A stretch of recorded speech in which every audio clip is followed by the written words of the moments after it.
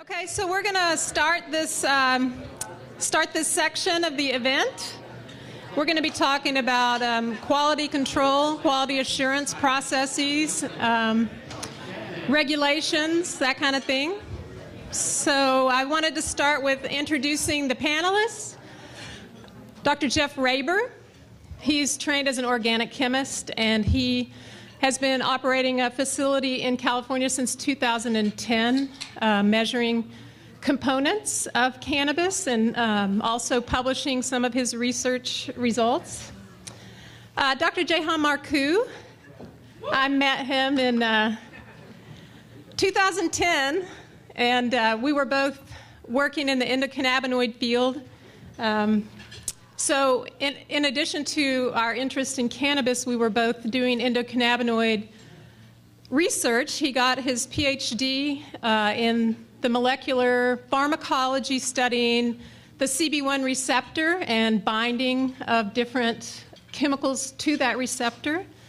That was primarily what he studied. His thesis was on cannabinoid receptor in bone as well. And he subsequently won an honor of being the Billy Martin awardee at the International Cannabinoid Research Society meeting. So Billy Martin is the cannabinoid researcher who first defined what we call the tetrad of effects and how THC has been studied in animal models. So Jahan won that award. He now has been working for American Safe Access and as a resident researcher, and also being the auditor for the patient-focused certification program. He's been very involved in developing that program and also working on the cannabis committee at the American Herbal Products Association. And then last but not least, we have Tony Young. He has been an expert in FDA law for about 30 years. And he's been working as legal counsel for the American Herbal Products Association for about 20 years. So if you have any questions about regulatory authority, herbal supplements, dietary supplements, the Dietary Supplement Health and Education Act, he's your go-to man. When the DSHEA came out and there were no provisions for adverse event reporting for these products, and the APA said, well, we think there should be, and the FDA said, well, it's not. We don't have anything to do with that. Tony was the one who shepherded that through and created adverse event reporting for herbal products and supplements. So that's your panel today, and I'm leading it off as the moderator. My name is Dr. Michelle Sexton. You can't really read about me and find out who I am because I'm not in there, so I get to tell you myself. I started as an herbalist, lover of plant medicine. And as a midwife, I went on to go to school at Bastyr University to get my naturopathic medical degree. And during the time I was in Seattle getting that degree, I was working at a laboratory in the University of Washington in the pharmacology department, where we studied the role of the endocannabinoid system in neurodegeneration and neuroinflammation. I ended up doing a postdoctoral fellowship in that lab for 3 years, and as it was coming to a close, I realized what I was really interested in was the whole plant. From my foundations as an herbalist. And at that time, the medical marijuana movement was really growing in Washington State, and no one was measuring components of the cannabis that was being used medically. So I opened the first laboratory facility and have been subsequently involved in creating the standards in Washington State. So that's what I thought I would show you what we adopted in Washington and how that's working with regard to quality control. So what was adopted in Washington State, it's confusing to a lot of people because of the chain of events in passing legislation. We had passed regulation through the legislature to regulate medical marijuana, and our governor vetoed it. The next year, Initiative 502 passed for adult use, and then came the regulatory authority. And so now medical marijuana is still unregulated, and there's no quality control that's mandated for that product, but that will be changing in this legislative session, and Carrie Borda will be talking more about that. So what I think was a real turning event was early on, right after I-502 was voted in, there was what we called a summit meeting. So it was really the first time that a regulatory body, who was the Washington State Liquor Control Board, brought together a whole panel of laboratories who were doing cannabis analysis, and they came from Colorado, California, Montana, and Washington, and we all sat in a room together. So it was a great experience of the regulators actually wanting to guide public policy based on the science, or what we were actually seeing in practice. And so that formed a lot of foundation of what ended up happening. Okay, now what? There we go. So one of the first things that happened was that Washington State officially adopted the American Herbal Pharmacopoeia monograph standards of identity for guiding the quality control in Washington State. Unfortunately, after adopting it, I don't think anyone ever read it. But we have now gone back, and we recently had a meeting of all the labs, and we've gone back and said, this is what should be guiding what we're doing. Let's go back and see what it says. So I think that's going to happen. And what's also getting ready to happen is the next part of the Pharmacopoeia monograph on cannabis is the therapeutic compendium. Because we rushed out the first piece of it for the state of Washington, the therapeutic compendium took much longer. I think it's in its final stages of review, and I'll tell you a little bit more about that tomorrow. But one of the problems that's out there all the time is I can't tell you how many times a week somebody says to me, well, I'm doing an experiment, and I'm taking samples to all the labs, and I'm going to find out the results. I said, well, I can already tell you the answer. So the question is, which one is the right result? So this is a problem, and it's across states, and I hope to demystify that a little bit today. But there's all of these internal things that should happen inside the laboratory. But at the very top of the list, you see sampling plans. The state of Washington would not adopt a formal sampling plan for sampling in the field or in the greenhouse or the grow area. And we were really disappointed about that at the Pharmacopoeia, because it's a foundation of doing analytical work, that none of your analytical work can be valid unless your sampling is valid. So there's sampling in the field, and then you have to also sample it appropriately in the laboratory. So, routine monitoring, basic stuff that goes along with good laboratory practice. And so what the state of Washington adopted was a checklist that's basically for good laboratory practice. And so there's been a lot of confusion in the public, because they think that this certification means proficiency, and it does not establish proficiency standards at all. So you can get certified and still be not proficient at producing results. So the other thing that's really the foundation of labs being able to come up with the same answer is reference standards. So those are our knowns. We have to run those through our equipment. A company has made it, and they've labeled it, this is 100 milligrams of THC, and then we dilute it and make known amounts. But we don't even know that standard that says 100% THC really is, because the bodies that get involved in certifying standards have not yet been involved. So there's all these round-robin tests and things that go on, but in the end, if laboratories are using different reference standards, that's one source of variability across labs. So these are the things that we identified in Washington, and these were topics of a recent meeting that I was telling you about. So this issue of the sampling protocol came up. There's a problem with the definition of potency that I'm going to tell you about. The accuracy in reporting, this reporting to 2 decimal points and the false sense of security it gives you that that's an accurate number. The sample integrity, so what producers are sending as their sample.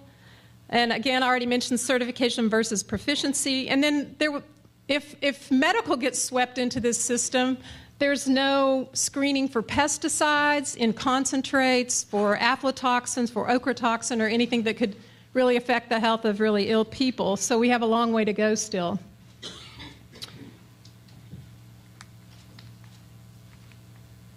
So sampling begins in the field. That's no great secret. In Washington, we haven't gotten yet to the point of are they going to go out and train people how to sample in the field? Are they going to hire some people to go out and do the sampling? Because the method is everybody picks the crown buds that may represent the highest THC content, and that's how they get it into market, was the highest THC content that they can get. So, we need a standard means of making sure that we have a representative sample of a lot of plant material. A lot in Washington is 5 pounds of plant material. And then, so if you don't sample properly at the outset, you're going to have skewed results and what represents your crop. And then, how do we stop producers from manipulating these samples before they get to the lab? So these are all problems that we're facing. So here was how I tried to make the example to the Liquor Control Board. Because there's so much competition amongst the laboratories, they certified way more laboratories than there is business for them to have. And so, you got to get the business somehow. How do you get your market share? So one strategy is telling the producers, well, I only need 2 grams of a sample. And again, this is back to not adopting a formal sampling procedure, or what is how much does it take to be representative of a 5-pound lot? And we have guidance from European standards and even American standards on sampling batches, how to do it accurately, but none of that was incorporated. We hope to change that. But so if you take only a 2-gram sample for the number of tests that we have to perform in Washington, if you divided it evenly across the 4 tests, 500 milligrams is what would be representing your 5-pound lot.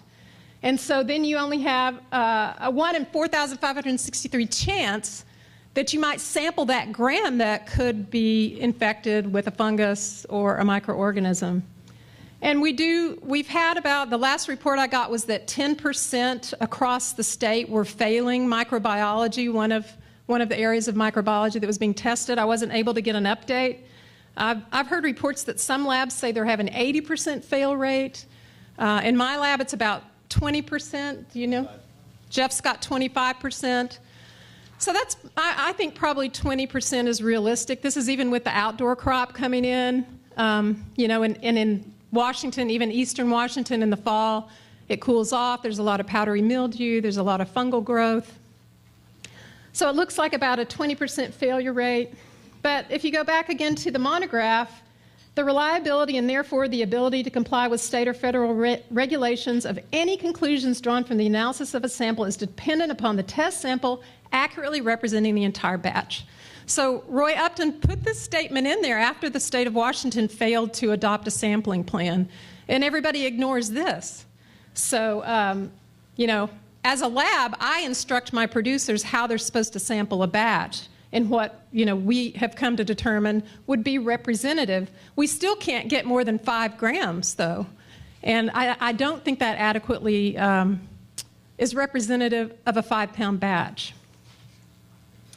So again, if you want to represent the entire batch, how much is going to the lab now? And so here's just a comparison. If you get a 1-gram sample in the lab, a 2-gram, a 3-gram, or a 5-gram, you can see the greater the sample size, the less variability that you're going to have in the result that you give out. So if you're only using 500 milligrams as representative of a batch, reporting to 2 decimal points is unethical, honestly. Here's a paper that was published, and these are just showing again, these are the same plant, the same variety. And so if you sample different plants these were grown under hydroponic conditions in a greenhouse, that you can have variable results. Here's some data from my lab. So here's Blue Dream, just THC, blueberry, Jack Herrera, and it clusters most closely. And I think Jeff has data on that too, that Jeff Herrera sort of stands out from the others often. But there's not a lot of Jack Herrera, I think, in Washington right now. Blue Dream is the #1 selling variety. And then you have the CBD variety. ACDC is really popular. But then you've got the CBD content of that all over the map. And so people may be thinking it's a 20-to-1 CBD to THC ratio, but you never know what you're going to get. So, this is one of the things that we deal with labs, is that just because it's a certain name doesn't mean it has a certain component. And then again, this is just a small study we did showing, crown, middle, and bottom bud, and that's probably a small variability for that when you look at exposure to the light. But you do need to know that Washington has the world's strongest weed, if you didn't know this already. Tongue in cheek, I said that. So this is a quote. Potency testing, meanwhile, shows Washington's recreational pot is all over the map. It averages 16%, ranges widely. About 2.5 is testing above 28%, and some climb into the 30s and 40s. So when this first started getting reported, I mean, I'm a huge skeptic, and I want somebody to prove that to me. So we're getting ready to do an experiment in our lab to demonstrate that this isn't possible. But also they interviewed John Page for this article, which was great because he's one of the authorities on the genetics, and he said, well, with given the growing conditions, I could say you might see 30 every once in a while, but these numbers for 40s. And I had people call in my lab say, hey, do you guys use that method that gives the higher THC value? And I'm just like, yikes. But, these are the strategies the labs are using to get more business. And unfortunately, it's what I call still black market practices, and they need to be cracked down on. So here is an example from a particular lab that sort of got called on the carpet at the meeting for the high numbers. And it turns out that they were getting these high numbers by adding the number for THC acid to THC, and then also adding delta 8 and CBN in there as well. And so apparently this is the method for getting the higher THC content. And now nobody can sell in the recreational market in Washington unless they're way up there. They're having trouble getting it through. So, we're really interested in trying to tame the THC, as Ethan says. And, let's inform the consumer about the whole plant. How do you select your wine? Do you look at the alcohol content? Seriously? So we need to get users to a connoisseur level where this focus on THC is minimized. And so how that's happened, these variations, so NIST is a government organization on national standards, National Institutes of Standards and Technology. They've done things like weights and measures and measuring light and distances and all these kinds of things. And the first time they really stepped in for a biological measurement was when cholesterol started being measured. So how many of you this year have had your cholesterol measured? Raise your hand. So you should, if you're over 40 or 50, you should probably monitor it every year. How many of you feel confident about that number that you get back? Everybody doubts their cholesterol levels. I love it. Well, we should be pretty confident in those levels because there are standards about how to measure that. So there are things you can get blood values for that haven't been through the same processes, especially sort of alternative labs that are out there. But for cholesterol, because NIST became involved, there was 23% variation in what was being reported, and that's been reduced now. So this is what we hope will happen with measuring cannabinoids as we move forward. Here's another paper where they said the potencies were inconceivable, and now this was only an average of about 10 to 12%. So what's getting ready to happen is the Washington State Liquor Control Board they just sent out rules for review where they're defining how do you report this THC number, and it's simply going to be THC, removing the acid mathematically and adding it to the THC acid plus THC, which is how I think everyone was doing it anyway prior to I-502 in Washington State. But even when we went to report these to the state where we had to enter it, it said THC acid, THC, CBD, total cannabinoids. We were all like, what cannabinoids are we counting? And I called the Liquor Control Board and I said, why is CBD acid not on there? And she said, oh, I didn't know there was a CBD acid. So again, they adopted the monograph but failed to read it. So this data is just showing that if you take one sample and you analyze it 5 times, you've got a relative variability of 2.3%. And here's the same, if you take the same lot, this is just 1 pound. And if you sample it 5 times, you've now got even a little bit greater variability, showing the variability across the lot. Oh no, what did I do? Okay. So, my question, and I think I even wrote this in the guidelines to the Liquor Control Board, that potency should only be reported in a range. But it would be great if we could, at the national level, come to agree upon this, because honestly, reporting to 2 decimal points is not honest. If you were running that sample 5 times, and you had several other samples and you ran it 5 times so that you had your average and an error bar, then maybe you could report that average to 2 decimal points. But when you run it 1 time, it's not ethical. So I'm going to talk briefly about contamination. What we passed in Washington came out of the monograph. So if you want to look at the guidelines, they're in the monograph. So many people were passing, and they were just shocked. They couldn't believe that there was any contamination on their cannabis, and they come back, and they're just horrified. And then they show me a picture of the harvest thrown into the back of a dirty pickup truck. So these are people that never grew cannabis before. They were farmers, and that's how they treated other crops. And so they didn't even know that it could be contaminated in the process. But then there were the expert growers who are also horrified that any of their product comes back contaminated. And we do see fungal failures. We see a lot of aerobic and Enterobacteriaceae. And so what we did, because Enterobacteriaceae is such a large group, if you have anything greater than 10 but under 20, we perform this total coliforms, and if you have under 10, it will still pass this, and all of it has to have these, and there's 0 tolerance right now, and we're looking at relaxing the limits on that a bit.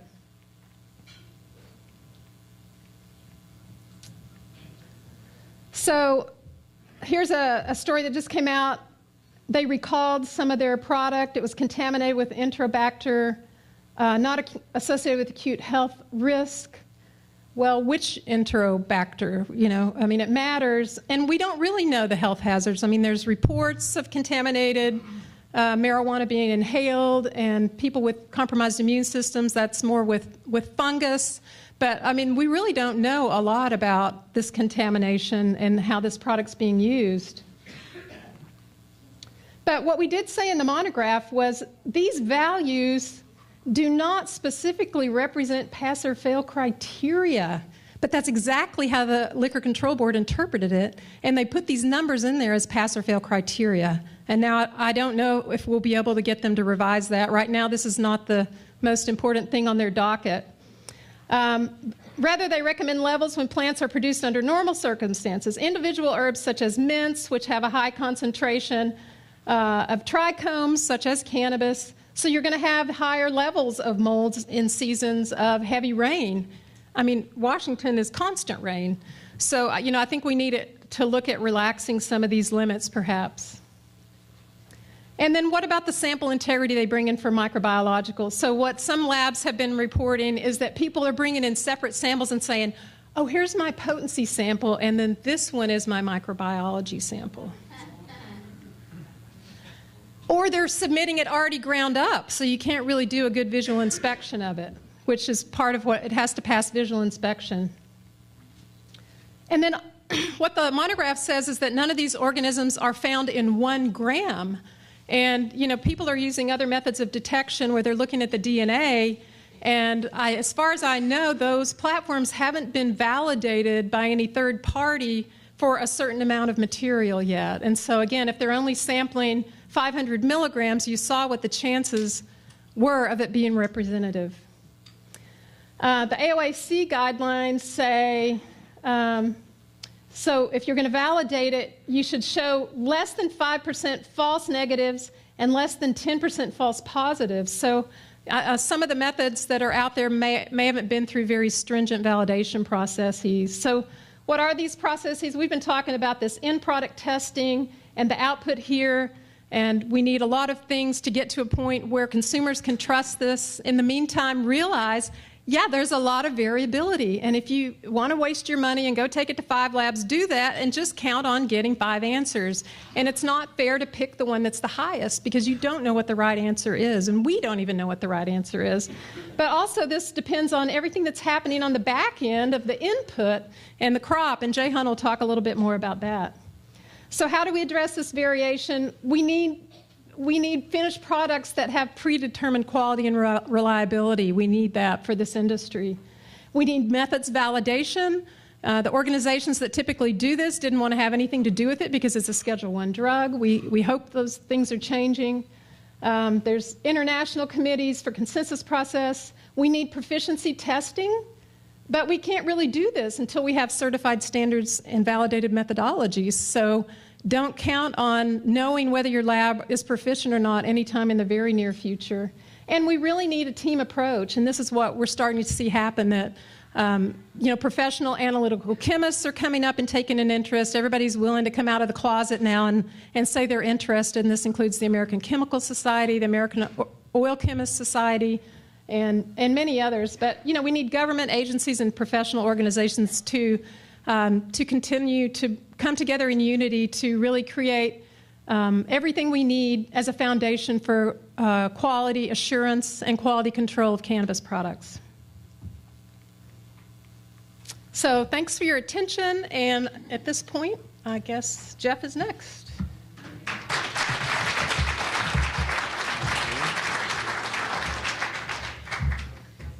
Thank you, Michelle.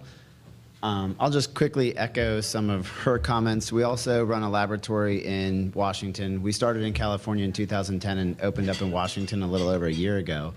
And we got a sample from a client and said, don't hand this back to me with the result unless it's over 20%. I said, do you guys know how the labs work up here? It was very alarming to me, but I think I certainly can comment and say my frustration is the same as Michelle's up there. It's exceptionally difficult to operate with a number of other labs who are just trying to find the absolute highest number, not trying to operate properly or ethically, and insist on running in the race to the bottom to try and do it as cheap as possible, actually below some costs, is what I think is actually going on. So it's very unfortunate because it would be better for a patient to have no number than the wrong number, in my opinion.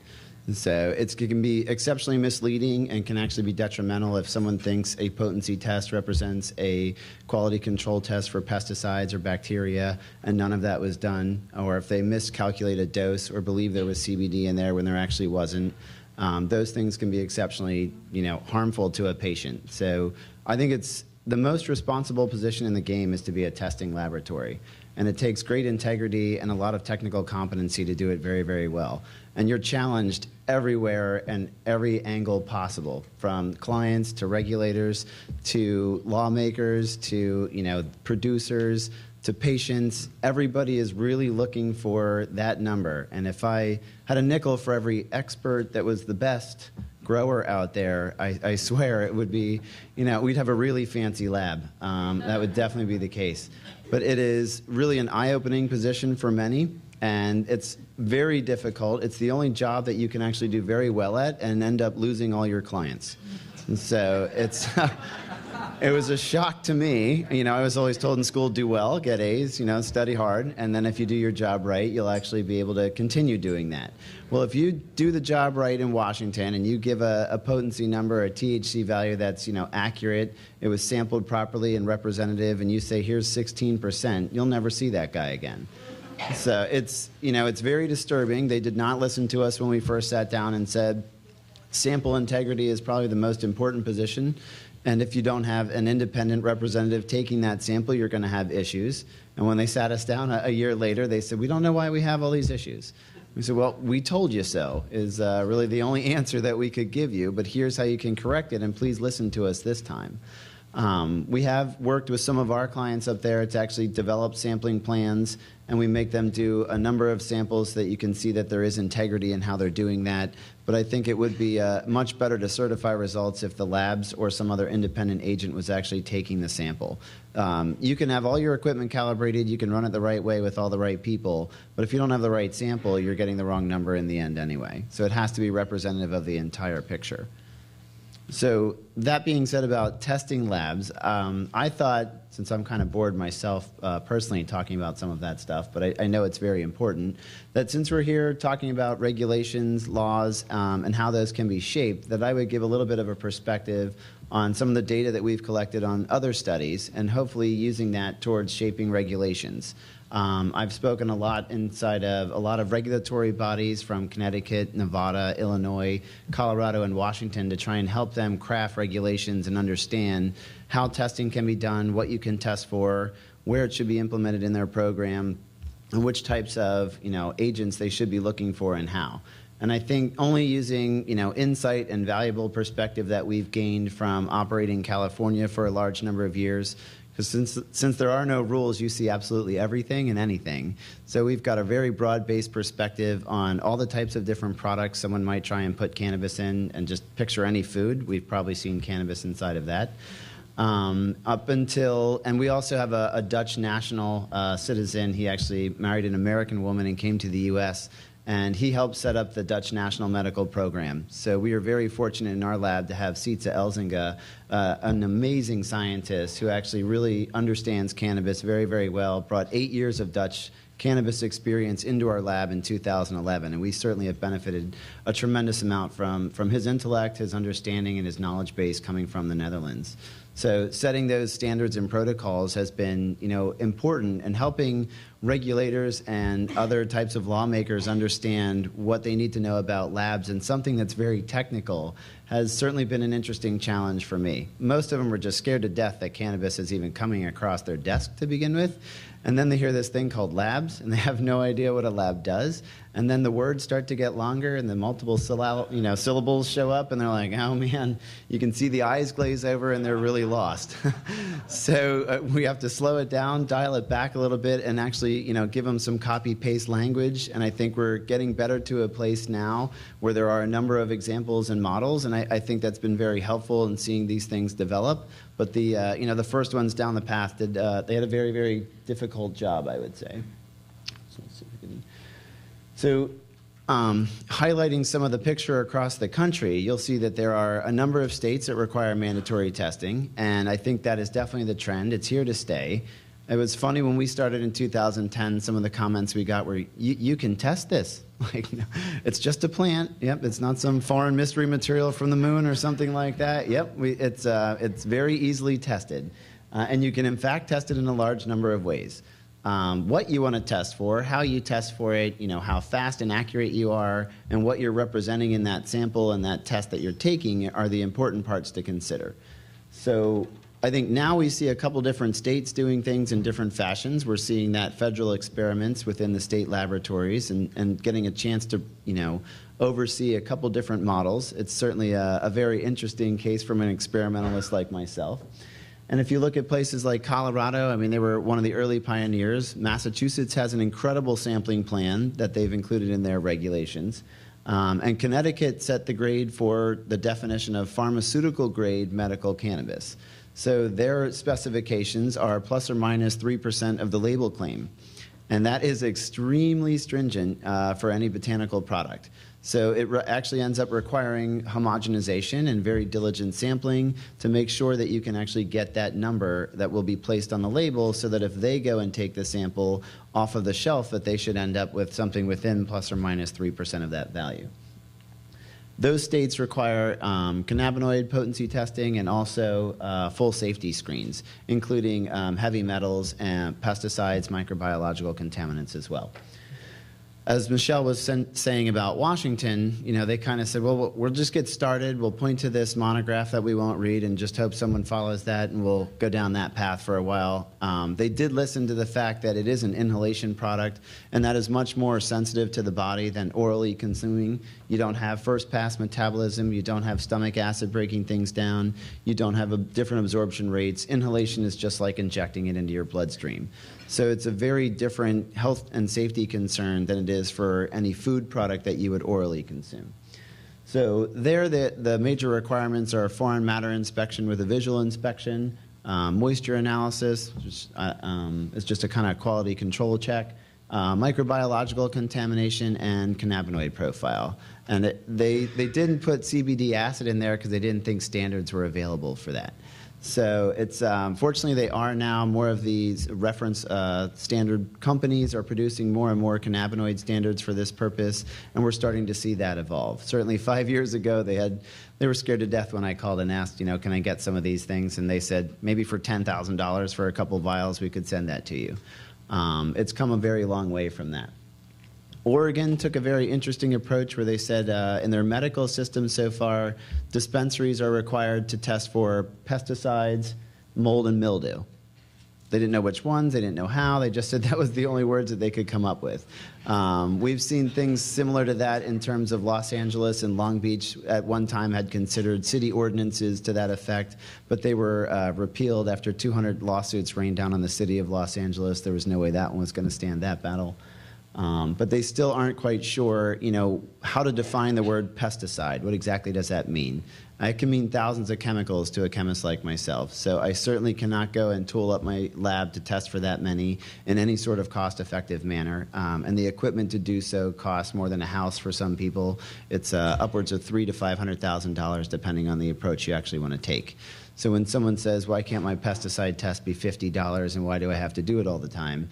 They're usually $500, and they're done much, much more frequently, so that the cost of maintaining that equipment, which can be upwards of $30,000 to $50,000 a year, let alone the people to run it, can actually be paid for at an economy of scale. So getting those things started or sitting there with that equipment and watching no one use it is going to kill a lot of startup businesses and can be an exceptional challenge.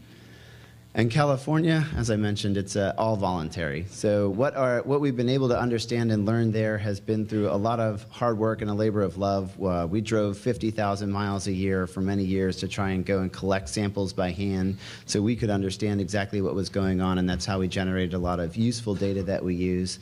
We've since trained a number of people how to do it, and you have much less of a homogeneity concern when you have a concentrate sample. That batch is usually pretty homogeneous. It's not like the flowers, so it's a little easier to do things of that type. As we discussed, the amount of microbiological contaminations that we see, we've seen in that scenario, we've taken the samples, we understand what's going on, approximately 25% of them fail our gold level, and that's the same level that's set in Washington's I-502 recreational market.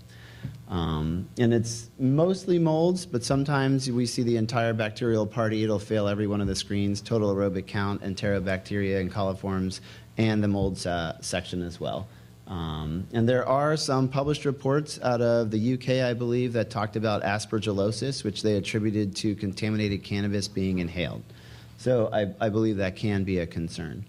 Pesticides, and I think in that word pesticides, we try and look for pesticides, herbicides, fungicides, and plant growth regulators. Plant growth regulators are exceptionally prevalent. They're used to manipulate the plant and maximize the return in the shortest amount of time and increase the yields. Those are definitely prevalent, and sometimes unbeknownst to the cultivator who thought that they were just using nutrients, which in fact had those types of agents in there. 10% of our tests are found to fail for that. And I need to caution everybody, when you hear a lab quote the numbers or percentage of numbers that they see, we're given the samples that people thought didn't have any pesticides on it. We're not seeing the entire market's worth, so it's not a very broad-based picture. It's what's come into the lab. And we have had numbers of dispensaries say when they tell potential producing members of their dispensary that they're going to have their products tested with our laboratory, they pick the bag up and run back out the door. They know that we'll catch it. We're really good at what we do, and therefore they're just going to go down the street to the next guy who doesn't test in California. So we're certainly not seeing the general case. We actually went out private, secret shopper style, and circumvented, some of the interest in that result. And we looked at a number of dispensaries in a small area in Southern California and found 35% of them contain pesticides or plant growth regulators. So it can be a very large number. And you do concentrate pesticides into the concentrates. So I think that's not generally well understood. If it's on the plant to begin with, most likely you're going to concentrate it, and it will actually result more clearly in the concentrate. It's a little easier to find in the concentrate. The matrix is a little simplified. But it will be there. There's I don't know of any methods possible that would actually destroy or degrade any herbicides, fungicides, or pesticides like that. A lot of them have very similar properties to THC and the cannabinoids you're going after, so they're just going to go along for the ride and end up being concentrated as well. So producing medicine in that sense, you haven't clarified all of that. You can get rid of microbiological contamination with things like CO2 or large amounts of ethanol. And that will actually, kill any live bacteria, but it may leave behind aflatoxins and things of that type. But pesticides are a whole other story. You're just better off never having them in the plant to begin with. Residual solvents also are often found inside of concentrates from butane, hexane, isopropanol, acetone, ethanol. We've even found benzene and traces of other petroleum cuts that were used, such as naphtha and things of that type. So just because it's a concentrate doesn't mean it's clean or any better. And I think it is a word of caution that even though we can do a pretty good job at what we look at, we are not able to look at all things possible. So in California, when they say, good luck, we're not even going to tell you what to look for. That's one challenge. The number of residual solvents you'd have to look for are large. As I said, pesticides can be thousands of molecules. You don't know what to look for there. You don't know what's allowed to be applied, and you don't know what they may be using. We've used our best judgment in terms of what might a cultivator get on websites like Rosemania or go to Home Depot and just see what's readily available that they could get from a hydroponic store or those types of ornamental places, which you shouldn't use for consumption, but we know they do. And just are trying to play the cat and mouse game. We try and not publish our pesticide list so that people can't circumvent that and use something that we're not looking for. So as states come around and say, you're allowed to use these, labs will have to test for those to say they're at acceptable limits, but they'll also have to test for those things that still may be used that are outside the system. It's a lot like athletics and blood doping and things of that type. It's a very, very challenging and complicated game. So it's certainly, as I was saying, a very, very complex problem. There are a number of things that you need to look at and pay attention to, and a number of complexities that go along with that. And as a lab in a voluntary market, there's only so much equipment that you can afford. And as you do better and better, you get less and less clients. So it's a delicate balancing act to try and say, I can afford this one, and I'm pretty sure people are going to be protected in some respects better than nothing. But I still would like to have much, much better hardware and be able to do a bigger, better job. Hopefully someday that'll come. Certainly with mandatory testing, we believe that would actually be the case.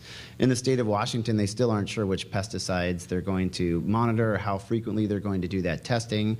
So we have simply not bought any equipment for that in terms of waiting. You don't want to make a $100,000 decision when you should have made a $300,000 one.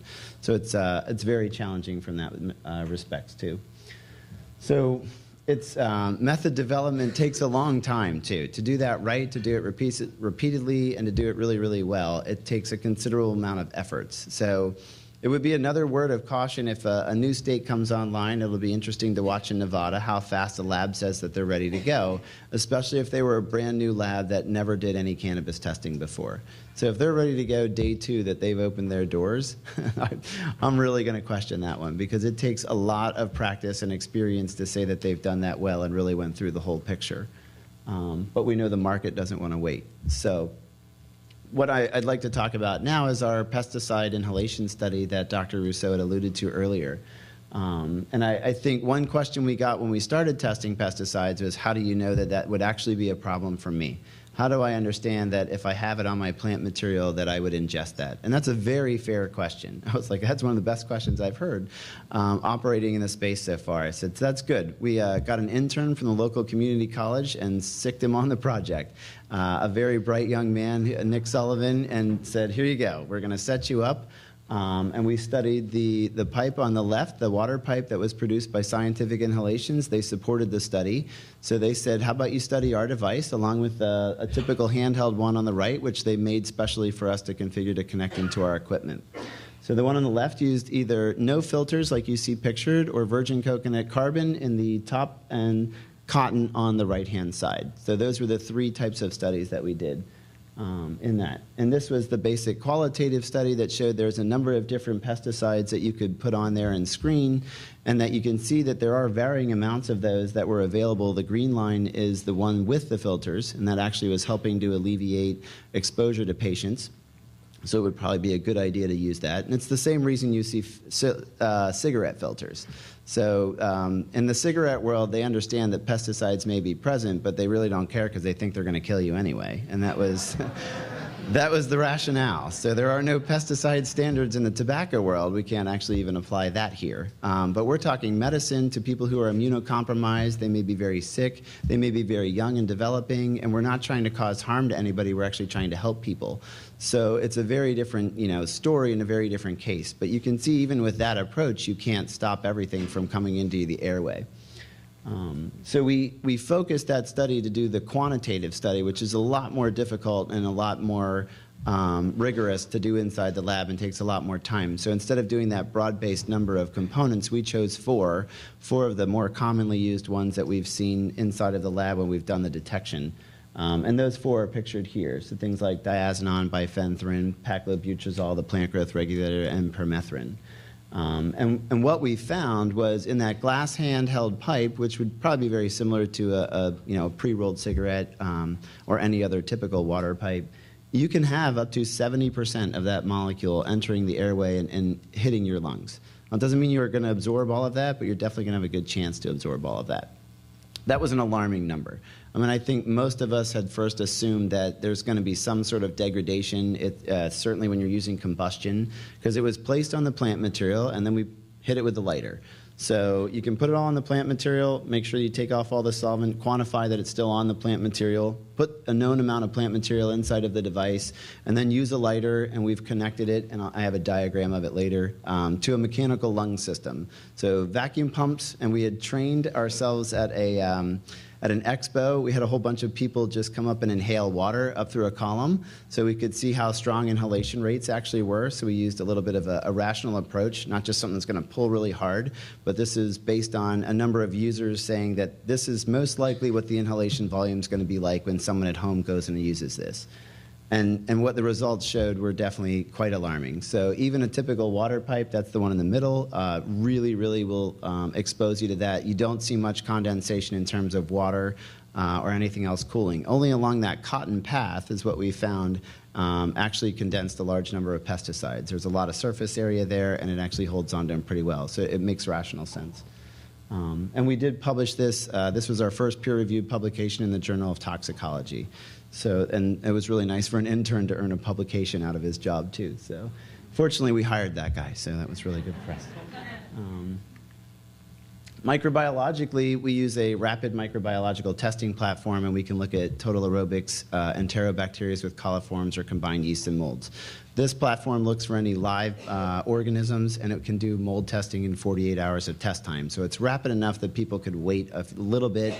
If you have days and days and days of running your test, are you also growing mold and bacteria inside of the samples while they still sit there? So it's a little bit of a challenge. And our levels, we call gold. We try to make it a little bit like a competition. They always say they're the best, so we thought if we gave them gold stars or gold, silver, and bronze, it might actually be helpful to them to try and compete.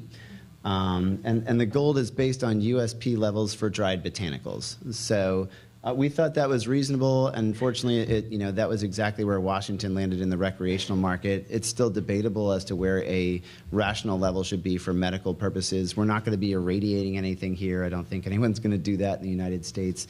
No one's getting a license for that, and I wouldn't want to see these guys all getting that either. But to really understand, what level makes sense, we're going to take the same methodologies that we've used for the pesticide part and are now performing that study with live bacteria. We've got a collaborator that's actually put fluorescent tags inside of the bacteria. It's kind of cool, so you can actually see them glow and real easily. And then we're going to quantify them as well and see how much can we place on plant material and how much might be going into the lungs of a potential user using these types of methodologies. So this is a description of the system. And this was a study that we used on pre-rolled cigarettes. We thought, a lot of states, at least two of them now, Minnesota and New York, have said we don't want flowers around because they apparently don't know what a dab is. So I think they were thinking that there was no recreational problems if there's no flowers, but I think that they're just misinformed. I certainly understand the utility in concentrates being medicinal, and maybe that was their intent. But I don't think that you should throw flowers away, because bulk plant material can be exceptionally useful, used in tea for the cannabinoid acids. It can be very helpful to a number of people, and some people still prefer that, or that's what they knew before. So I'm really kind of libertarian-minded. It should be an open choice for anybody and everybody. We shouldn't have CBD only or THC only. You should have whatever cannabinoid works for everybody. Every form of the plant should be available, and you should let all the patients make that decision with their doctor, not a lawmaker or a regulator should not be making that decision.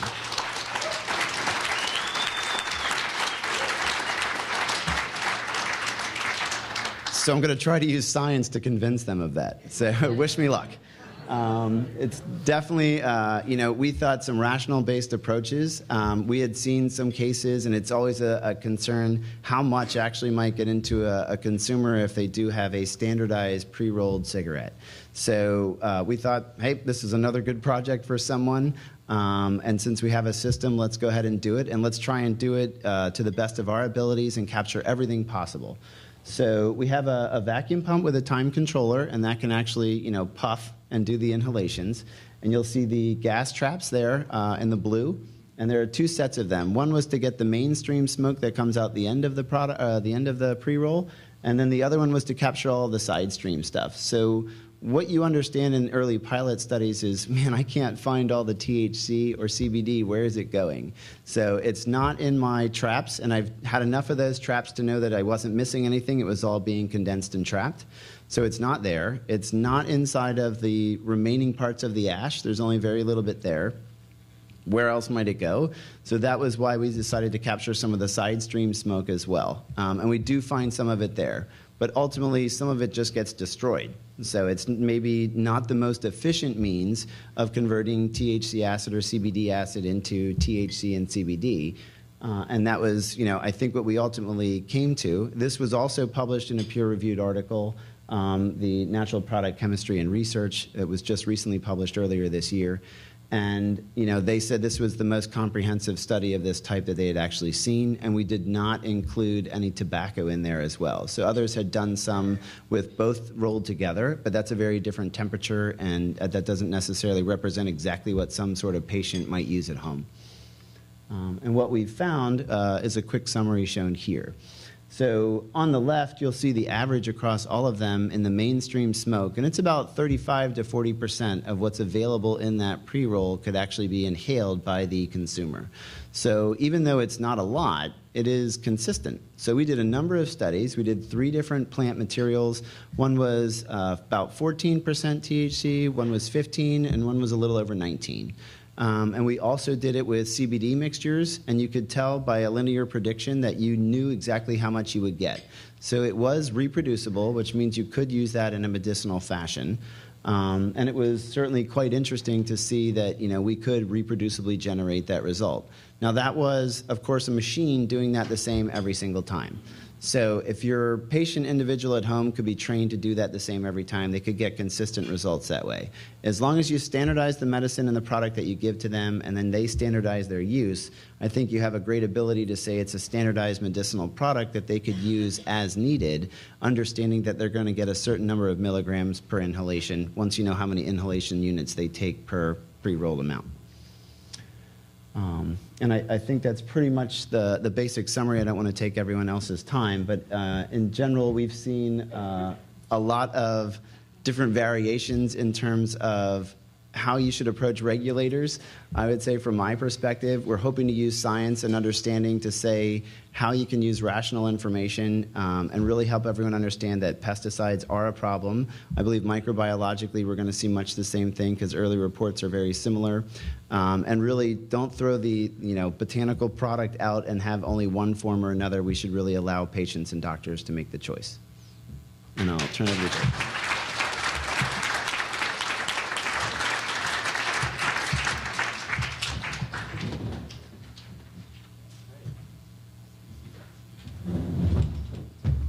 Okay.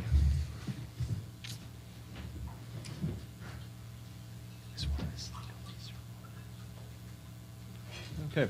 All right. We've heard a lot today. We heard from 2 people who operate laboratories that are certified by patient-focused certification.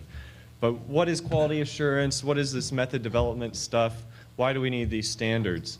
At first, I was going to give a talk that was very focused on things I had seen while being the chief auditor of the patient-focused certification program, but I realized there's an awareness issue. There's a little bit of an alphabet soup problem with terminology.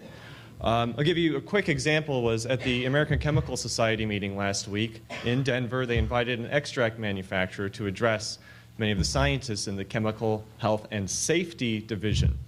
When asked if he was following any if he was GMP compliant, the operator's response was, I think so, which is probably the worst response you can give, which would be better to say nothing at all at that point. So I think he didn't even know what GMP was, so there's a big awareness and outreach issue. So what I'd like to do is just sort of lift the lid off of what constitutes general requirements for good laboratory, good manufacturing processes.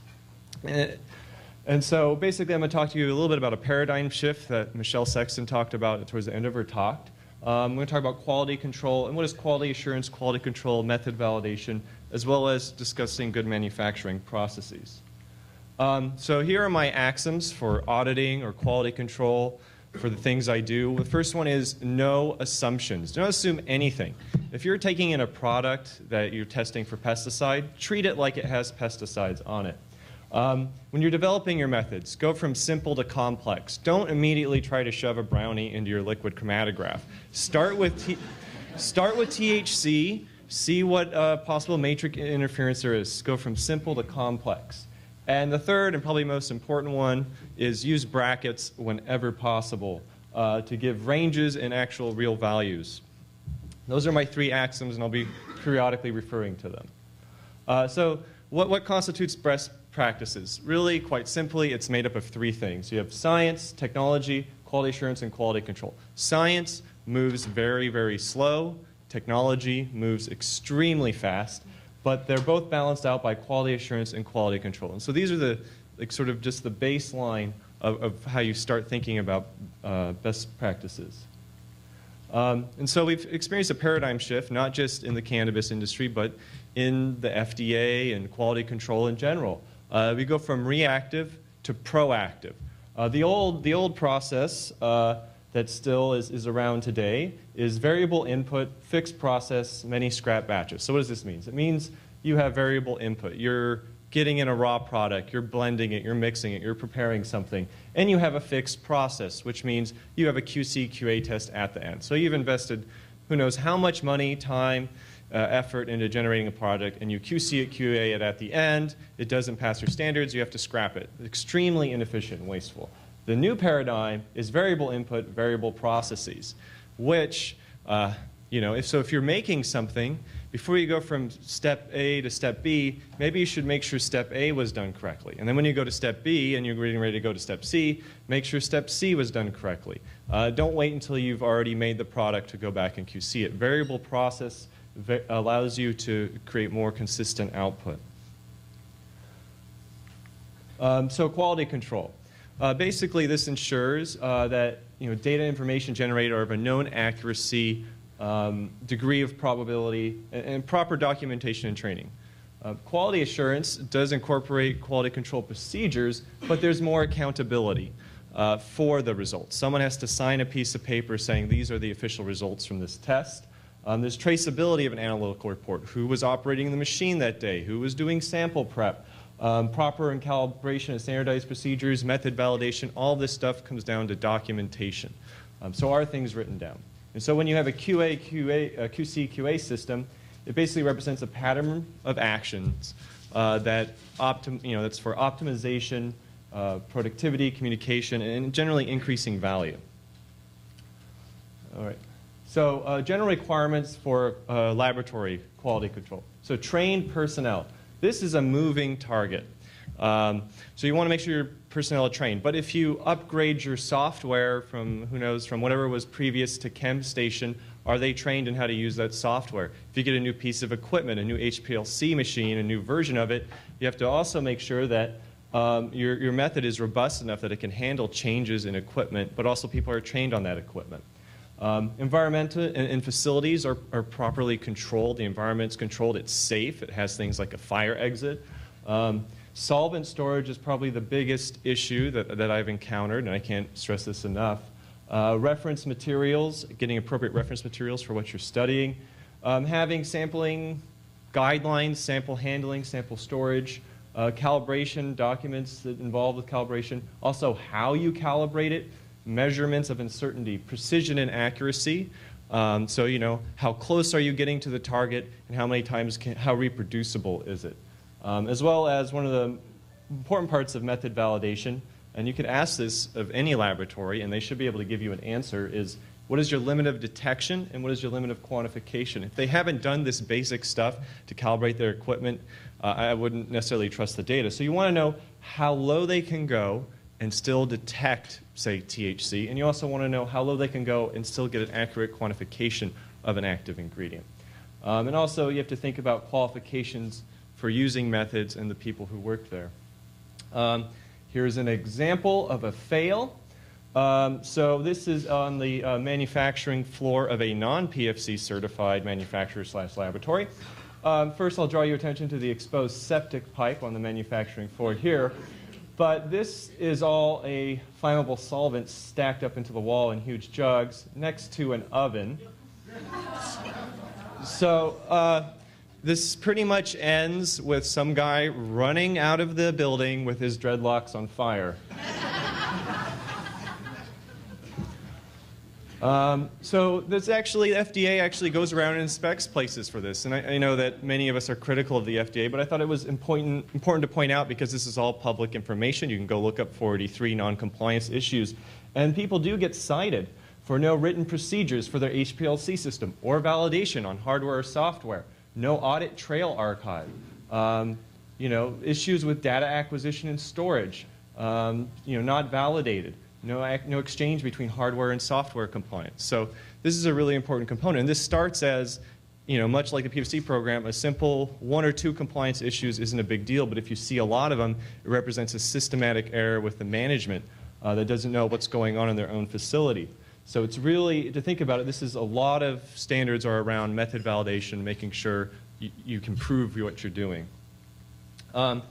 So these are just some terms about method validation you should think about. Specificity, how specific is the test?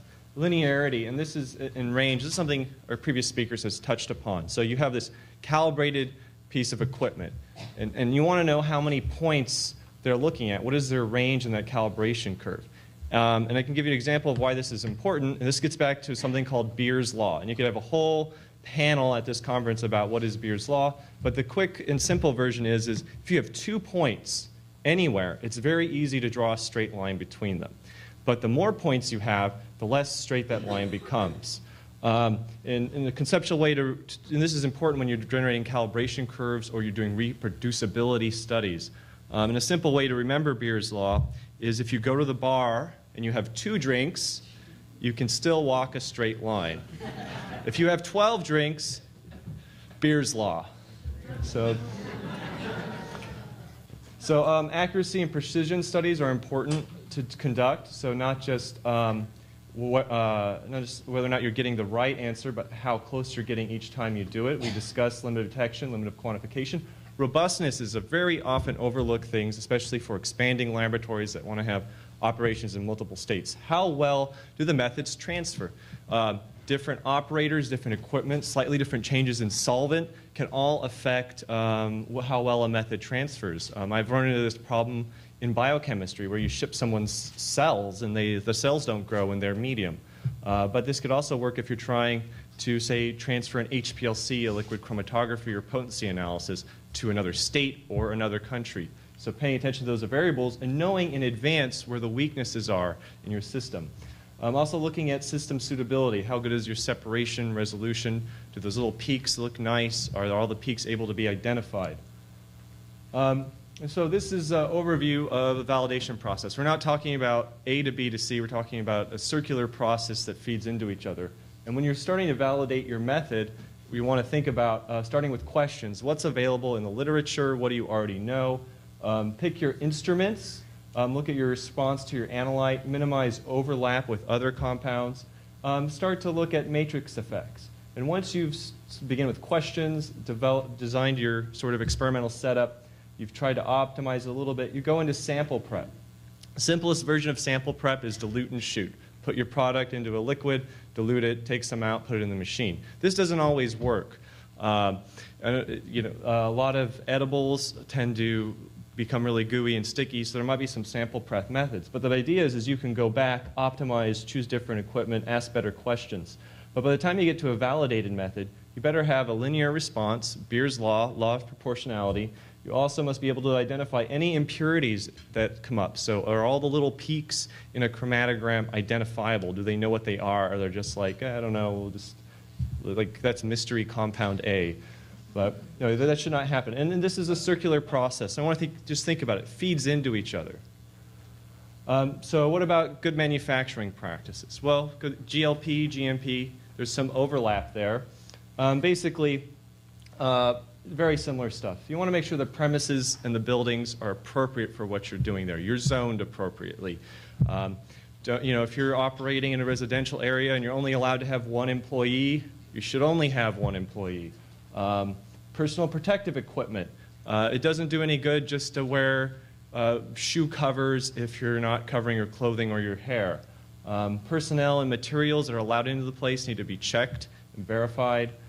Production and process control, and having your QC/QA programs, qualification and validation of methods, documentation and labeling. Holding and distribution is also a really important thing. Do you have transportation guidelines for how your materials are supposed to travel when they're stored for prolonged periods of time? And now I'm going to show you an example from Vice magazine of a cannabis ice cream manufacturer. And I can't tell you how many safety code violations in this picture. So before we get to the centerpiece, I just want to point out that the camera crew is not wearing any personal protective gear. This is a baseball cap, not a hairnet. He's not wearing shoe covers. Their dreadlocks or whatever are exposed, or long hair or whatever. I used to have a ponytail, but I wore a hairnet. And this is not what we mean by sampling procedures. Also, the top of the ice cream machine is open.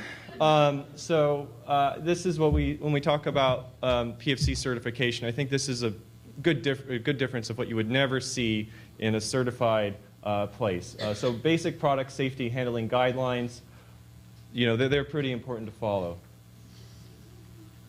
So how do you initiate these sort of practices? This little flow chart. So let's say you're doing what you do. Well, you should be able to prove it, right? And if you're unable to prove it, you should ask why.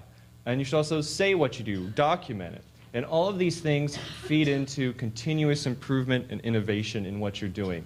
And so if you're unable to prove something, or unable to do what you do, or unable to describe what you're doing, corrective actions, preventative actions, document trails, method validation, these sorts of things. This all leads to innovation. So I'm going to give you a couple examples, a little bit of Debbie Downer time, and just a heads up, I'm glad you all are done with lunch. So we're going to talk about some quality control methods first in general, or fails. I'm going to discuss some food stuff that has failed recently too. So I thought this was appropriate because glycol is a very popular component of many cannabis products on the market, but glycol can become contaminated. And there's been 3 instances I was able to find where contaminated glycol with diethylene glycol has led to the deaths of, I think, almost 300 children since 1969, when various medicines were prepared and there wasn't good quality control procedures in place checking the quality of the product at each step. We can point to many, many, many different quality control failures throughout history. Challenger was due to a gasket that hadn't been properly QC'd. Aspirin cyanide poisoning, which killed a groom, his brother, and their daughter on their wedding day. Vioxx, thalidomide, which wasn't properly tested in pregnancy studies before being released to the market. Ford Pinto, the iPhone 4, the Hubble telescope. And if you're savvy enough, you might even be able to name a cannabinoid that wasn't probably properly QC/QA'd before being released on the market. Rimonabant, thank you. So that was the anti-CB, it blocked the CB1 receptor and was pulled for side effects. It wasn't properly studied or studied enough. So some other QC failures. I like this one a lot. Green, right? That's a fail. So just going to finish a couple images to drive home what I mean by quality control. That's a frog.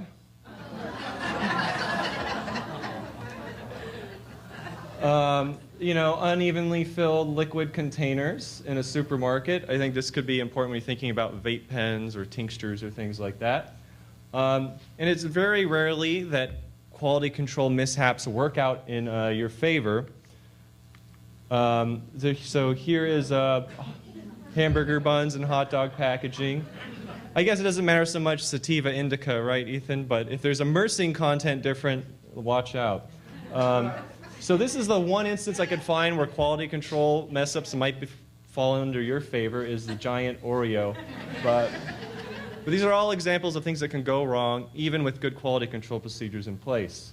And this stuff usually happens when there's only like 90% conformity. So, you know, the PFC program is centered on 100% conformance to the guideline. And this is important because for other industries, if you only allowed, say, 99.9% conformance to their standards, it would equal, say, 2 unsafe landings at Chicago Airport every week, which would pretty much shut down the airport.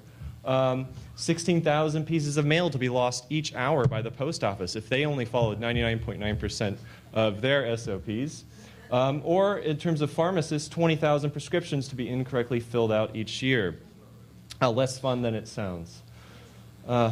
So pick a standard, pick any standard. There's lots of stuff out there. There's FDA, ICH, PFC, USP, ISO, AOAC, AOCS. There's lots and lots of organizations that have proposed standards for proficiency testing, and many of them overlap. For instance, the material used for PFC, like the American Herbal Pharmacopoeia Cannabis monograph, is USP compliant. ICH overlaps with FDA and USPA guidelines. And make sure that whatever you're doing for your business or your operation, that it's appropriate for what you're doing. ISO is one of my favorite things to see floating around the industry. For instance, if a laboratory was ISO 9000, would that be appropriate? Not really, because hotels can be ISO 9000. You know, you want to make sure it's the proper alphabet soup lettering that you know, ISO 17025 is specific to laboratory processes. So you want to make sure it's appropriate. And standards are not there to hide things. It's to bring things to light and to make things better. These are not, you know, illusions or tricks to get past regulatory agencies. It's about transparency. I'm going to just go into a little bit about batches. This is a shameless plug for Monday, where Kristen Nevedal, who's the PFC director, and I will be discussing sample prep and batches. And it had been discussed a little bit, and I just wanted to go through some of the terminology. So when we talk about a batch, we're talking about a finished product manufactured according to regulations, GMP guidelines, or some people call it a standard processing unit. But a good test of a batch is that if it is divided, is nearly homogeneous or nearly the same, whether you divide it in half or divide it in quarters. So why do we want to sample? Why do we want good sampling protocols? To reduce bias in either a quantitative or qualitative analysis. In general, to follow USP 561 guidelines for botanics, if you have a container of a batch, you want to take from the upper, middle, and lower sections of each container. And when you're preparing samples by combining them, you don't want to alter them too much. You don't want to add or take away too much moisture. You don't want to significantly affect the sample. So the goal is to submit something that is a representative sample of what you have. As it was mentioned earlier, you know, if you just take the tippy topmost of the bud, you'll get a skewed result. So if you're trying to figure out the potency of a harvest and you go to this plant and you're like, I'm going to take this little leaf here and I'm going to dry it out, I'm going to send it, you're going to get like an astronomically high, you know, THC rating that doesn't represent what's actually in the plant. Here's a good diagram. These are trucks, but we can pretend that they're containers, and you can see these little dots represent samples. And the more you have, the more samples you need to take to verify the quality. There are ways of preparing samples. One way that people prepare samples is they take their batch and they cut it into quartering, and then they mix 2 of the quarters and submit that for testing. So they have a representative batch of what they're offering. And so to close, I just want to say that, you know, this quality improvement is is important for the industry. It's creating serious inroads into changing how management is done. Technology, innovations, I mean, really, it's really important for recognizing innovations in the industry. And organizations that hope to survive in this new industry, they better follow best practices, because that'll give them the capability to adjust to new standards. If you have nothing written down and you don't know how things are operating, you can't control the process. This is a really important thing. And I may disagree with one of our previous speakers is, you know, I don't really care, honestly, about the NIDA monopoly, but, you know, they're not the only source of marijuana in this country, if you've noticed. But GLP, GMP, why are we doing this? Why do we care? We want standardized products to study them, right? I'll use Sioux Cicely. You know, we talked about this in Prague. Wouldn't it be great to have standardized sources of cannabis material for PTSD studies? This has already been done. I think, Michelle, you're talking about PROMIS later. So yeah, so this is already being understood. We want good laboratory, good manufacturing processes so that we can study the cannabis plant material. We can have a reliable source for researchers to use. Thank you very much for your time. Welcome the next speaker.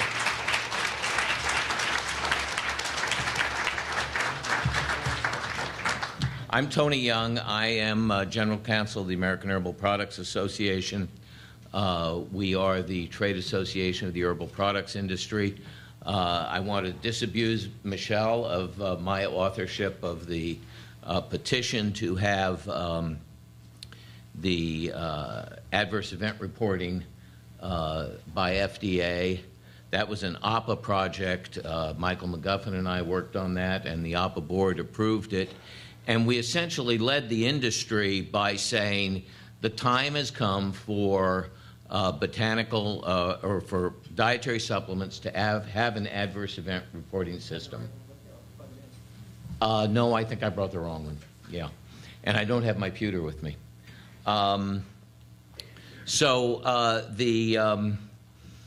That system, I believe, in 3 years, Congress passed a law adopting an adverse event reporting system. That system protects the dietary supplement industry from kind of press reports of adverse events that aren't documented in a system of filing.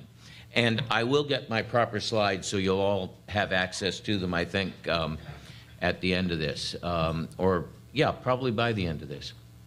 And that system has protected us, I think, very well. And that's kind of what I'm going to talk to you about today is pharmacovigilance.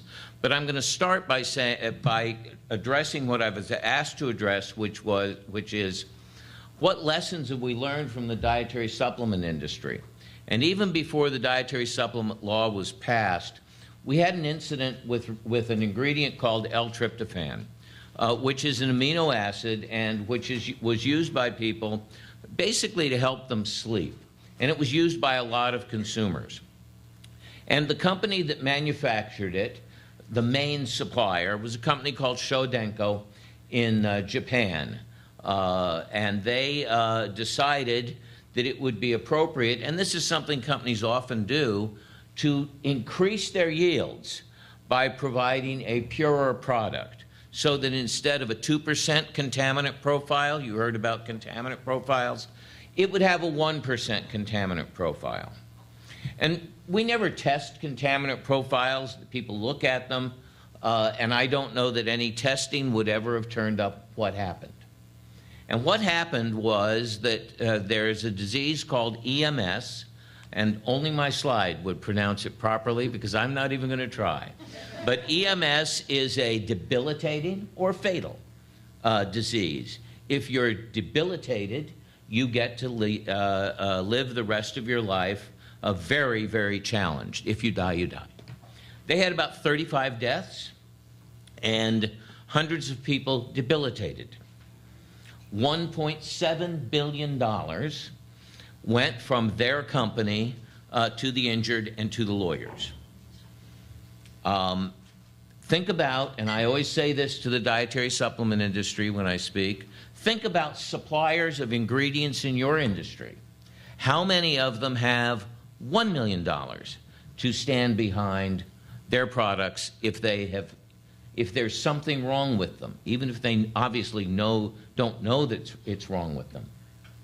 So this is an example of where you tinker with a process of making an ingredient that has a track record of safety, and in tinkering, you seek to improve it, and something happens. Something bad happens. How many companies in this M and C industry are out there tinkering to create better products? The second big, I think, event for the supplement industry was ephedra, a very good herb, a botanical that created, through its chemistry, the drug ephedrine, the drug pseudoephedrine, and phenylpropanolamine, all drugs that are not so much on the market anymore, but they are very useful drugs over about 70 years. But the botanical was ephedra, and the botanical was very popular in the dietary supplement industry beginning in about the mid-'80s, sold as a stimulant-type ingredient. And then after fen-phen, the diet drugs, went off the market, ephedra became a very popular diet ingredient in the supplement industry. And so you had an herb that had some limited use that all of a sudden became very, very widely used. And with that came adverse event reports starting in Texas, in a multi-level company that sold to a lot of people in Texas. Texas Department of Health got concerned. They started asking people about adverse effects, and they got back a lot of reports of, well, this happened, that happened. Very anecdotal, no kind of a study of any kind, but it piqued everyone's interest as to the safety of ephedra. FDA looked into it, and I testified at an FDA hearing. Mr. McGuffin did. Other trade associations did, and we tried to work out labeling and levels, ephedra levels, in products that FDA would then deem to be acceptable. Those discussions didn't go anywhere, in large part because a number of big marketing companies were moving into the area, and they didn't want to have limits, and without limits, the products took off very well in this diet industry, and more adverse events were reported to FDA. FDA then, after a young man died in Boston, on his couch, he was a student, he was an athlete, he was a person who worked out, pumped a lot of iron, and took a lot of ephedra products that they could trace because of those affinity cards that you get at your GNC or Whole Foods or whatever. Those affinity cards will track exactly what you're buying, and we assume you're using it all. And that started another investigation, and eventually in 2004 or 2005, ephedra was banned. The courts upheld that ban. And the lessons of ephedra are that people knowledgeable in the botanical industry understood this was a botanical that you needed to treat with respect.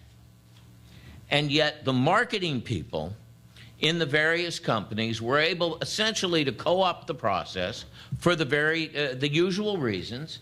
Money talks and bullshit walks. And therefore, they co-opt the process. They continue to provide money and sell their products and make money. And so this good herb is no longer available to us. It's just no longer available in the U.S. All those companies, by the way, they went out of business. They went bankrupt. They're back in various forms now, but they all essentially went under with all the product liability litigation. And the product liability litigation is as a result of all those people who are injured or who are alleged they are injured and who hire lawyers. And once that legal process gets going, it wasn't 1.7 billion because there wasn't that much money there, and there wasn't anywhere near that kind of disastrous injury. But nonetheless, all of those companies went under. The rest of the industry paid extraordinarily high insurance rates for the next 2 or 3 years. So all of that success of those ephedra companies was paid for eventually by the entire industry. Sales were down generally in the industry. Don't lie to your government about adverse events. One of the companies took it upon itself to say, we have no adverse events. And then thousands and thousands of letters and telephone call intercepts, that kind of information that was all recorded in their files was disclosed. That guy went to jail for another reason, but he nonetheless went to jail. So that's an example of another one that took, oh, we got the right one? Whoa, you're the man.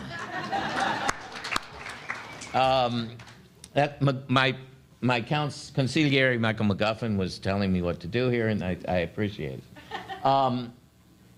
So this was a very long, expensive process that kept this kept the industry going for a while, and then brought it to an abrupt halt. Red yeast rice and lovastatin. When I tell this story, I say what I often say to the dietary supplement industry, but it's really true here. You all want to be in the drug business.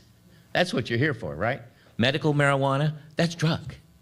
We got it, okay. Red yeast rice contains naturally occurring amounts of monocolin K, and when fermented to control that, you can bring it right up to the level of the Merck drug Mevacor with lovastatin. Or you can bring it to half the level. So you take twice as much to get that lovastatin. FDA held a rulemaking and found the red yeast rice products to be engineered, plainly described in their patents to control the monocolin K. I mean, all you would need to do was put all these patents together, and it was clear what this company intended to, did to, and they made a lot of money, and they kept it because there was never any recall or other kind of action, or even private lawsuits with regard to this product. It worked because it was just half the drug. I mean, you would expect it to work. So the FDA and the courts affirmed that it's a drug and you can't market it. Was it safe? Probably. But statin drugs are prescription for a reason. They seek to address cardiovascular disease, which you should be looking to a doctor for. We do that here. And there are side effects associated with statins. They're fairly well established, but you won't find them on the red yeast rice labels. But the lesson there is don't mess with Big Pharma. Don't try to emulate their drugs. They have lots of money, they have lots of lawyers, and they do not like competition. They do not like to be knocked off unless the people who are trying to knock them off do it through the drug procedures and pay all the high-ticket prices to go through there. Recent lessons in the supplement industry are engineered extracts of botanical components, various serious adverse event reports. These are mostly used in sports nutrition type products. Analysis of the data leads FDA to take regulatory action. And again, there are instances where people are trying to create drug-like compounds and arguing that they are truly botanicals. That dispute continues, but many of these products are off the market. So let's talk about CM product safety testing. Are you all doing animal testing? Well, that would be the little, medium size, and then the dogs, whatever. Are you doing human testing with protections for human subjects, where you disclose to the subjects all of the risks associated? Are you doing human testing in your own employees, friends, and families? That's often done. That's often done. It may violate the Treaty of Helsinki, which is an international treaty that governs how we test in humans, because humans have rights, and employees may be under a certain amount of job duress to do what you say? That's internationally recognized. Are you testing your products in your customers? Nobody takes them, or one or two people takes them, and then they're out there and you're testing in your customers. This is not uncommon, and I'm not suggesting it's only something might occur in the CM industry. It's just not uncommon. It doesn't occur in the drug industry. Pharmaceuticals are not tested in the customers. They're only tested in the customers insofar as 5,000 people in human tests is not necessarily predictive of what's going to happen after the first million other people take the drug. But that's because they are very obviously powerful agents. This is a bad reason for pharmacovigilance, but it's a real reason for pharmacovigilance. Pharmacovigilance, it's the science and activities relating to the detection, assessment, evaluation, and prevention of adverse events or any other drug-related problem. And if you believe C&M products are drugs, if you do not believe, then you're not reading your own press releases, you're not reading the laws that are getting passed here. Medical marijuana, medical cannabinoid drugs, they're drugs. They're drugs. You're asking these legislatures to let you sell drugs. Treat them like drugs. Treat your patients, treat the customers with the respect. Now, I think you need pharmacovigilance nationally. I'm not talking about any state programs. That was a real horror story that I hear about the state of Washington with regard to laboratory studies, sampling plans. We're not going to have any sampling plans. Very basic item, but we're not going to have it. Maybe we'll have it now. But that's an example of why state requirements aren't going to address pharmacovigilance adequately. The big picture issue is to assure that there's a national repository of adverse event reports for evaluation. It's not a regulatory issue. You all are in this happy never land of not a lot of regulation. This is your business. This is your franchise. This is what you have devoted your careers to now. You're protecting your business. It's good science, it's good public policy and private policy, and it's respectful to the consumer and to the patients to keep track of everything and figure out if there's something happening out there, if there's something bumping in the night. Why all these products are different. Tablets, capsules, infusions, cookies, drinks, inhalation, water pipes, whatever is legal is in a particularly different. We could never sort this out. The formulas are proprietary. Pay no attention to the man behind the curtain. He has the secrets. She has the secrets. We won't tell you what's in it. And we won't tell you what we use to make it grow twice or 3 times as fast. It's too expensive. Oh, my goodness. You can't prove that my C or M product were the cause, the only cause, that they were, just because they were at the scene, just because there was a pipe in the car after the person was driving the wrong way on the freeway. That doesn't mean, and it was in their blood, that doesn't mean they got onto the freeway the wrong way because of some reaction to the product they were taking. Get over it. You want pharmacovigilance to work. You want to figure out the reasons to make it work. You want to discover problems and not repeat them. That's important to the preservation of this community.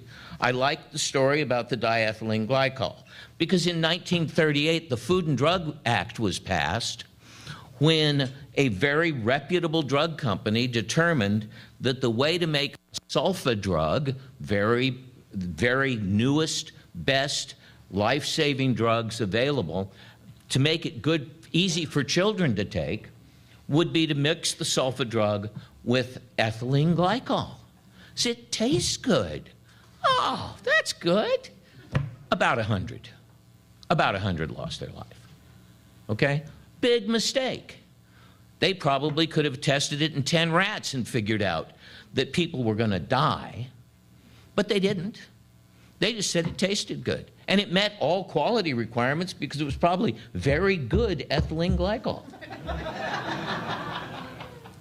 So you need to have an open exchange of information, a place where everyone can look and see what's going on, to see whether there are trends, things that are happening.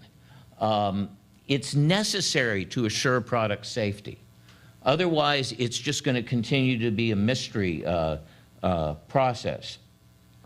All the won't works are just challenges to be overcome by people smart enough to come as far as you've come. You're smart enough to overcome all those challenges. So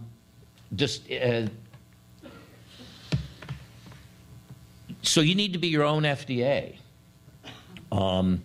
You have to assure their safety. The states have no capacity to do it. There will be safety issues.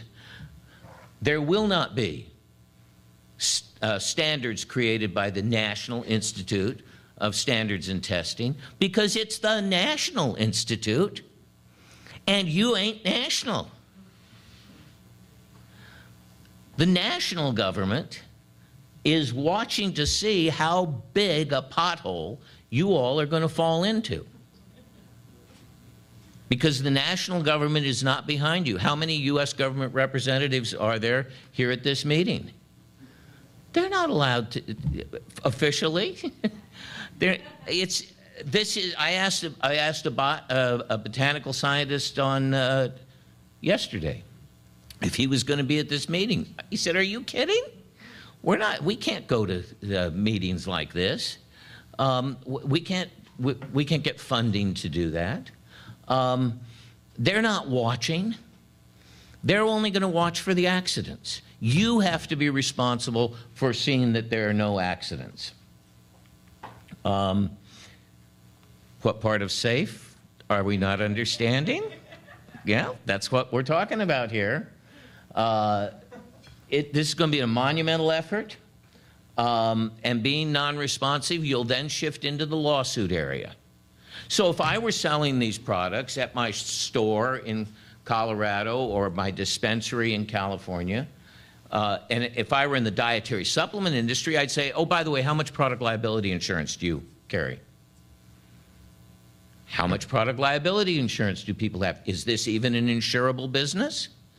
What's going to happen when some child or some elderly person or otherwise has a side effect with respect to one of these products and hires one of those thousands and thousands of lawyers who bring these kinds of lawsuits? These things are going to happen. And the more successful you are, the more they're going to happen. And defending, if you have these things happening, and we found this with ephedra, if you have something happen in Washington, and I think I heard this afternoon, Washington, then Connecticut asked questions, and then some other state asked questions. And defending from one state to the other is something we did with ephedra, and it was a nightmare. Get on an airplane, go talk to some legislators who don't know the subject matter, and do your best to get them not to pass legislation. So let's all be careful out there. It's very important. I'm not going to be able to be at the APA Cannabis Committee meeting, but I want to suggest that those who attend think about gathering. There are cannabidiol drugs that are approved in the EU. The EU has first-class pharmacovigilance, absolutely mandatory for drug products. And what this industry ought to be doing is gathering the cannabidiol adverse event information and evaluating it and reporting, so that those of you who are developing those products can see what has happened in an organized system, a first-class system that has reported events, and so that you can see the kinds of things that you might see in the patients taking your products. Thank you very much.